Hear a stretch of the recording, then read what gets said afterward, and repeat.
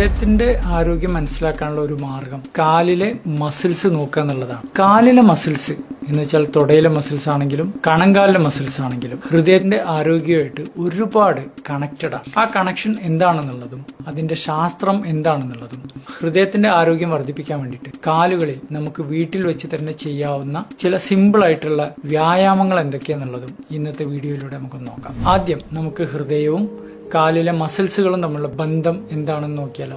ശരീരത്തിലെ 40% muscle mass കാലിലാണ് കിടക്കുന്നത്. ഈ മസിലുകളുടെ ജോലി എന്താണെന്നറിയോ? കാലിലുള്ള രക്തക്കൊഴലുകളെ പിഴിഞ്ഞിട്ട് രക്തം കാലിൽ നിന്നും മുകളിലേക്ക് എത്തിക്കുക എന്നുള്ളതാണ്. ഹാർട്ട് ചെയ്യുന്ന അതേ ജോലി തന്നെ ഒരു പമ്പിംഗ് ജോലിയാണ് കാലിലെ മസിലുകൾ ചെയ്യുന്നത്. അതുകൊണ്ട് തന്നെ കാൽ മസിലുകളെ സെക്കൻഡ് ഹാർട്ട് എന്ന് പറയും. ഈ മസിൽസ് വീക്കാവുകയാണെങ്കിൽ നോർമൽ ഹൃദയത്തിന് കൂടുതൽ അധ്വാനം എടുക്കേണ്ടി വരികയാണ്.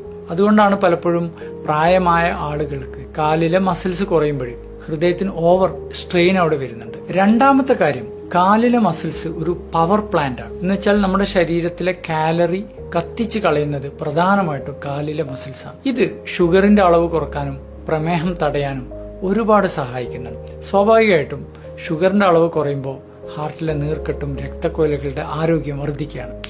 മൂന്നാമത്തത്, ഈ മസിലുകളിൽ നിന്നും പുറപ്പെടുന്ന മയോകൈൻസ് രക്തക്കൊഴലുകളുടെ ഇൻഫ്ലമേഷൻ കുറയ്ക്കാൻ വേണ്ടിയിട്ട് ഒരുപാട് സഹായിക്കുന്നുണ്ട്.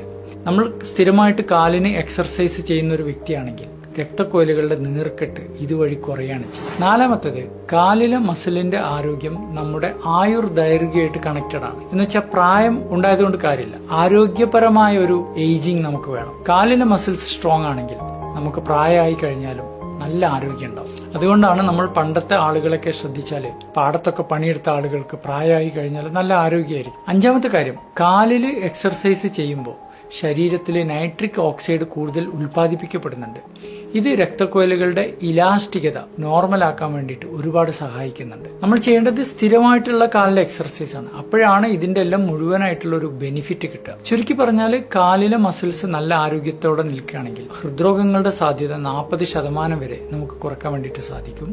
അതുപോലെ തന്നെ തലച്ചോറിന്റെ പ്രവർത്തനം ഒരുപാട് ഷാർപ്പായിട്ട് മാറുകയാണ്, നീർക്കെട്ട് കുറയാണ്. ഇനി രണ്ട് കാര്യം കൂടെ പറയാം. കാലിലെ മസിൽസിന്റെ ആരോഗ്യം ഓക്കെ ആണോ എന്ന് അറിയാനുള്ള സിമ്പിൾ മാർഗം എന്താന്ന് വെച്ചാൽ കൈ കുത്തിപ്പിടിക്കാതെ ചെയറിൽ നിന്ന് നമുക്ക് സ്വയം എണീക്കാൻ പറ്റുമോ നോക്കാം. കാലിലെ മസിൽസ് നല്ല ആരോഗ്യം ഉണ്ടെങ്കിൽ കൈ പിടിക്കാതെ തന്നെ നമുക്ക് എണീക്കാൻ പറ്റും. ഇനി കാലിന്റെ മസിൽസിന്റെ ആരോഗ്യം കൂട്ടാൻ വേണ്ടിയിട്ട് വീട്ടിൽ നിന്ന് തന്നെ നമുക്ക് ചെയ്യാവുന്ന ഒരു സിമ്പിൾ മാർഗം എന്താന്ന് വെച്ചാൽ എല്ലാ ദിവസവും 10 സ്ക്വാറ്റ് നമുക്ക് വീട്ടിൽ നിന്ന് തന്നെ ഇരുന്ന് നീക്കുന്ന ചെയ്യാന്നുള്ളതാണ്. ഇത് പതുക്കെ വർദ്ധിപ്പിച്ച് കൊണ്ടുവരിക. ഈ ഒരു എക്സർസൈസ് നിങ്ങൾ ചെയ്യുകയാണെങ്കിൽ തീർച്ചയായിട്ടും നിങ്ങളുടെ ഹൃദയത്തിന്റെ ആരോഗ്യം വർദ്ധിപ്പിക്കാൻ വേണ്ടിയിട്ട് സാധിക്കും.